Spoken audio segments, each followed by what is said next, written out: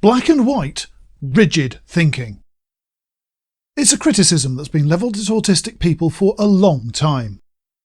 We're told we're incapable of seeing subtlety and nuance, and we interpret everything in fundamental one or the other terms.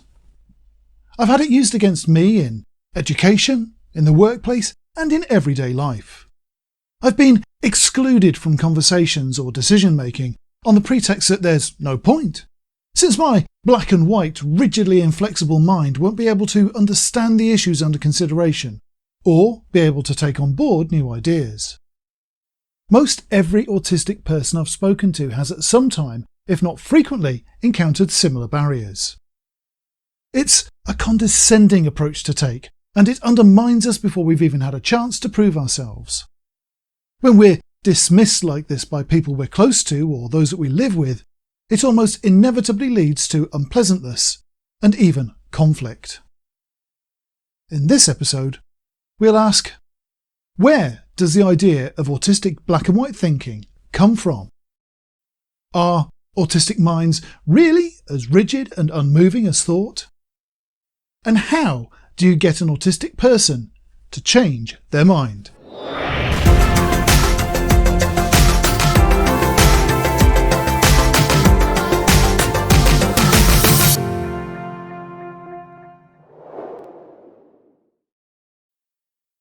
All clichés and stereotypes have a foundation, whether it be in truth or in historical misunderstanding. Although many of them end up being gross exaggerations or thoroughly misleading, there's usually something way back in their origins, which gives us an idea of how they came to be accepted as common knowledge. When it comes to autistic black and white thinking, it likely goes back to something we've talked about at length in this series already: honesty. You see, when someone has a habit or even a need to tell the truth, like most autistic people, you might think of it as an all or nothing approach, because the world we live in relies so heavily on misdirection to function. As we talked about a few episodes ago, the majority of the world is regulated by a series of social contracts that allow distortion of truth, omission of information, and outright lies to be tolerated. People have chosen to accept them from advertisers, politicians, employers, influencers, and more.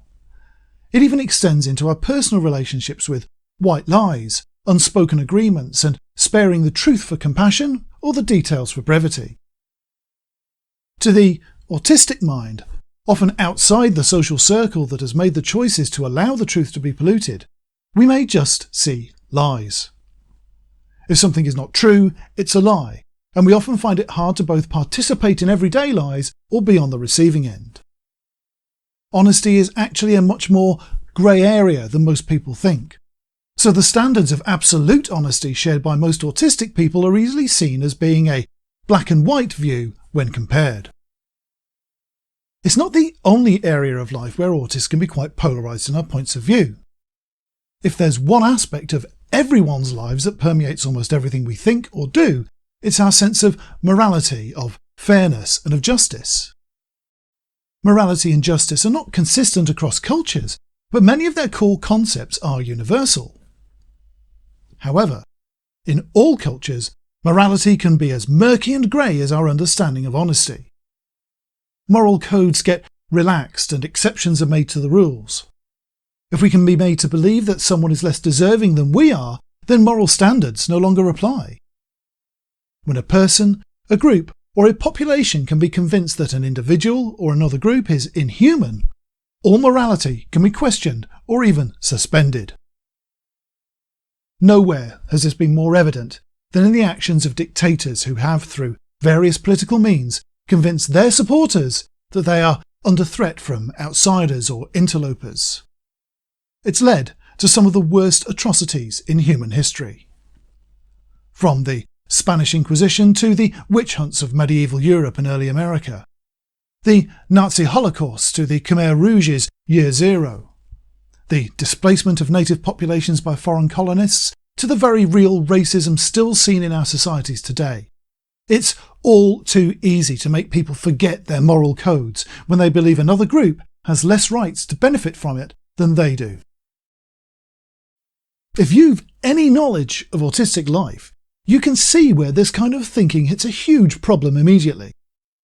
As autists, we're often on the receiving end of the suspension of other people's morality.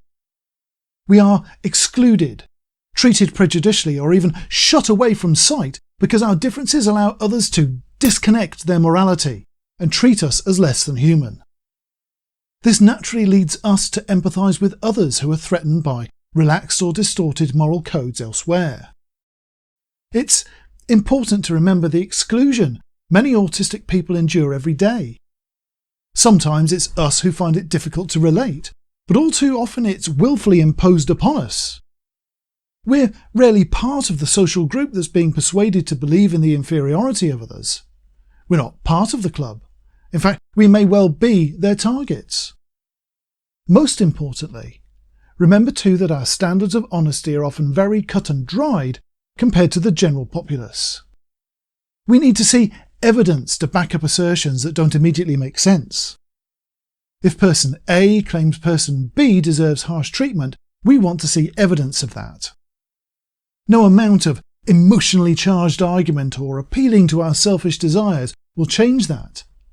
If person A cannot back up their argument that person B is a threat or a degenerate, we're unlikely to believe them.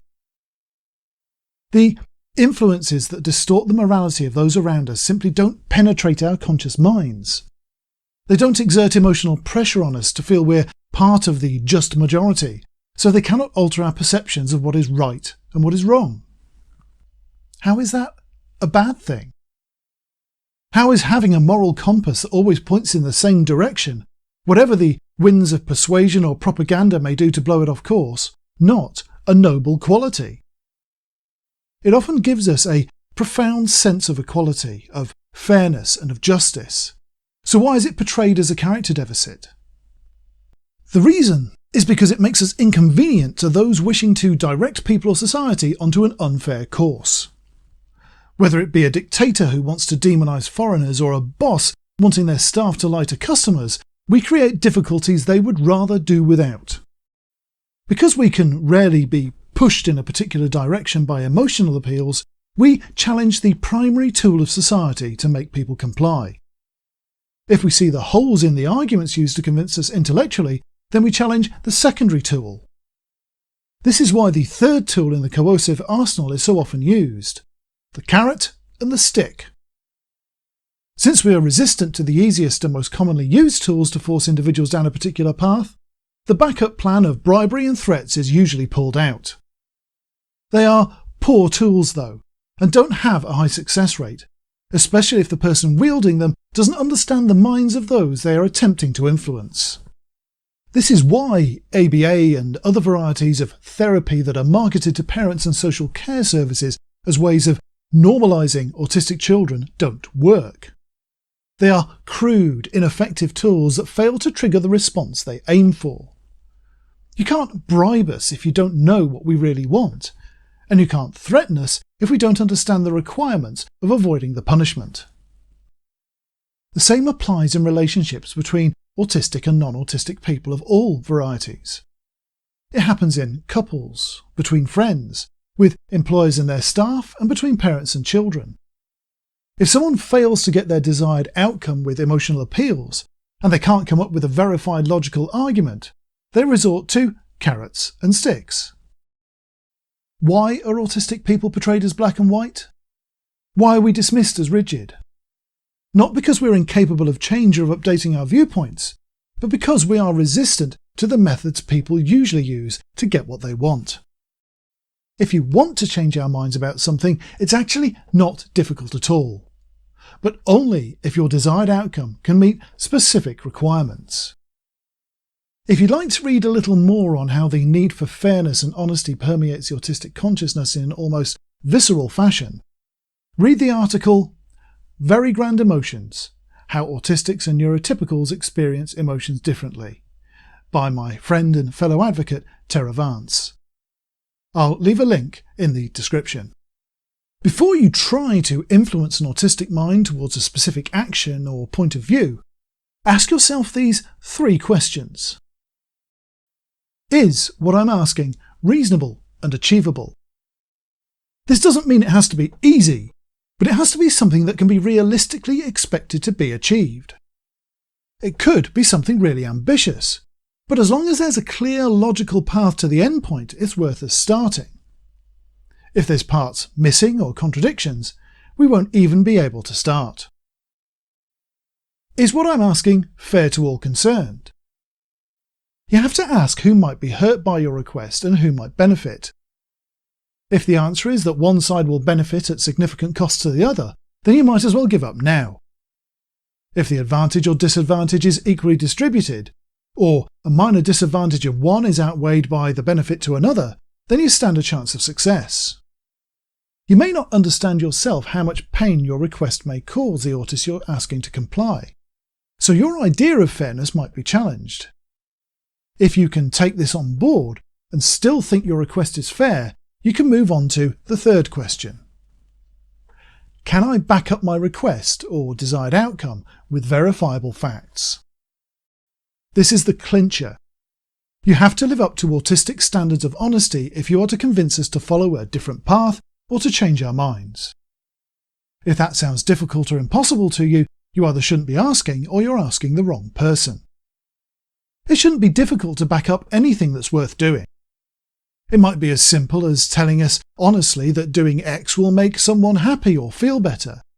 It might be explaining how the benefits of a particular action might take a while to become evident and how that benefit will show in the future.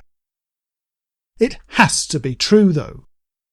If you just make something up or reassure us on the basis of an assumption or an opinion, you might get away with it at first, but you will be caught out, and you'll likely never get that kind of trust from us again.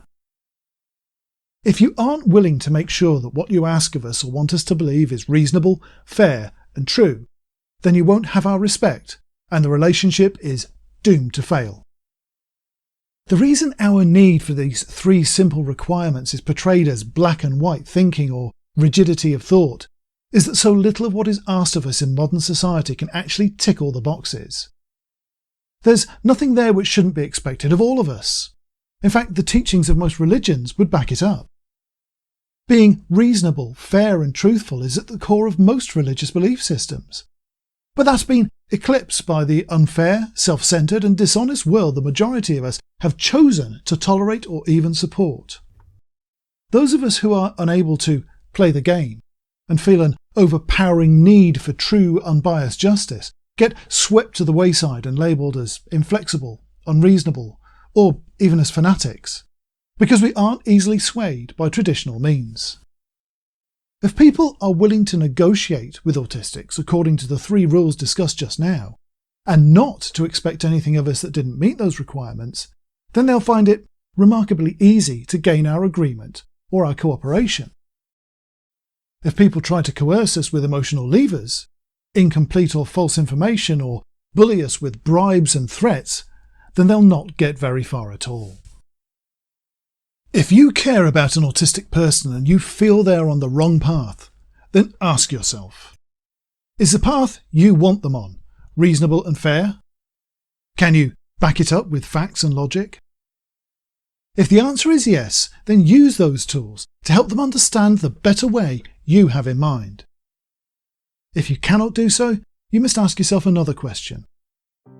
Why do you think it's the right way if you can't justify it fairly, honestly and logically to yourself? Thank you for watching. Click here on the left if you'd like to subscribe for more videos on autistic life. And on the right you can jump instantly to another Autistamatic video, or visit autistamatic.com.